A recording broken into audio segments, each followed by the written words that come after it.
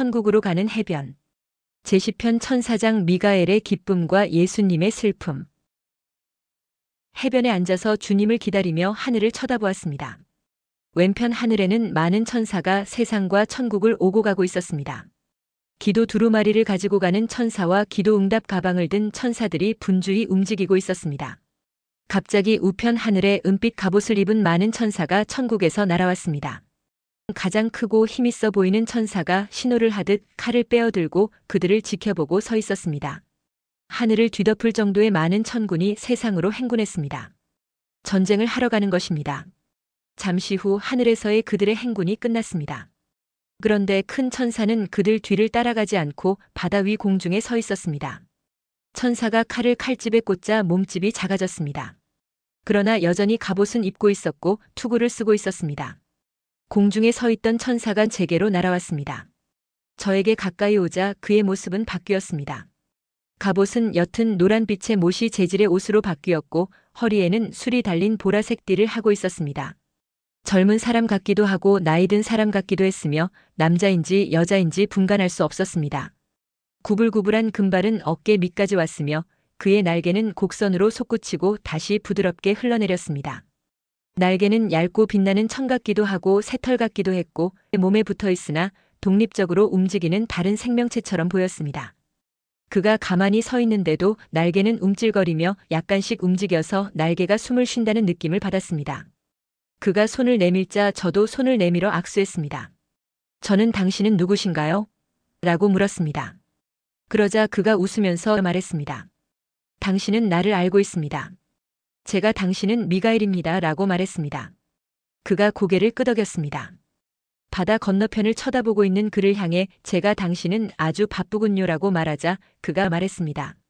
나는 성도들이 영적 전쟁을 할 때 천군들을 이끌고 가서 승리하도록 돕습니다. 나는 이 일을 진두지휘하고 있습니다. 하나님께서 내게 주신 임무이지요. 저는 고개를 끄덕이며 미가엘에게 말했습니다. 주님께서 한 사람의 마음에 생긴 욕심도 큰 영적 전쟁이라고 하셨습니다. 미가엘이 말했습니다. 내가 관여하지 않는 영적 전쟁은 없습니다. 저는 그에게 당신은 어느 때에 제일 기쁜가요? 라고 물었습니다. 그가 말했습니다. 당연히 성도들이 영적 전쟁에서 승리하고 그들이 하나님께 영광을 돌릴 때입니다. 그때 나는 참으로 이 일의 보람을 느낍니다.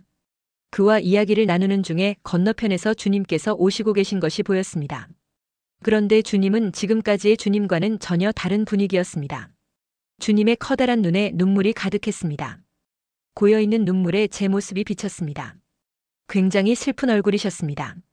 주님께서 오시는 것을 본 미가엘이 떠나려고 했습니다. 저는 그를 붙들고 싶었으나 주님께서 울고 계시니 어쩔 수 없었습니다. 미가엘이 날아가자 제가 손을 흔들었습니다.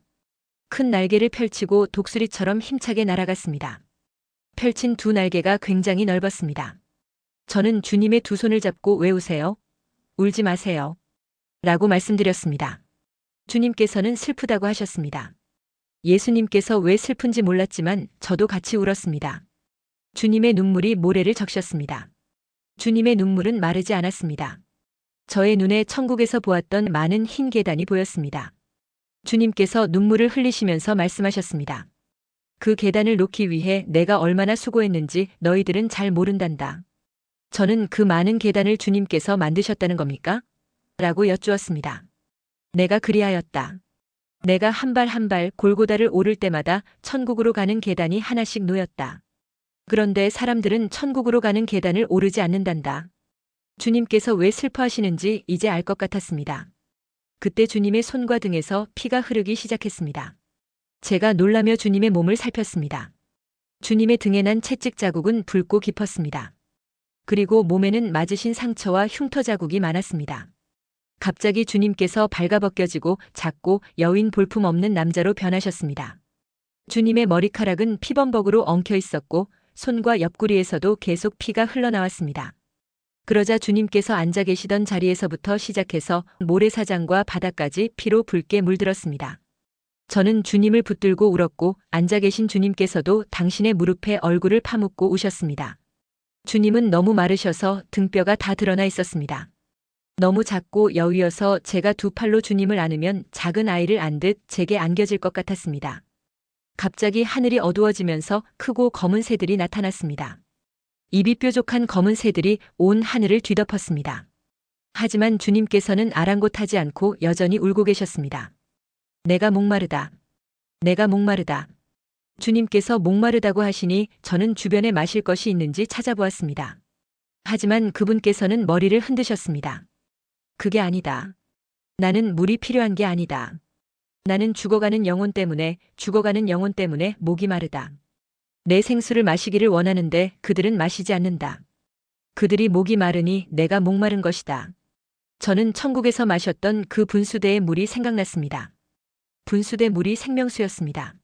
주님께서 얼굴을 드시고 바다 끝을 바라보셨습니다. 하늘은 더 어두워졌고 바다는 예수님의 피로 붉어졌습니다. 주님께서는 내 양이 목이 마르니 내가 목마르다. 내 양이 생명수를 마시지 못하니 내가 목마르다 라고 계속 말씀하셨습니다. 잠시 후 주변이 환해지기 시작했습니다. 바다 건너편에는 황금길이 빛나고 있었습니다. 하늘과 바다가 본래의 모습으로 돌아와 있었습니다. 하늘을 뒤덮었던 검은 새들도 사라지고 없었습니다. 주님께서 흰옷을 입은 모습으로 다시 변하셨습니다. 하지만 여전히 주님께서는 울고 계셨습니다. 내가 너를 생명수 가까이 데려다 주었다. 그 생명수는 내가 준비하였다.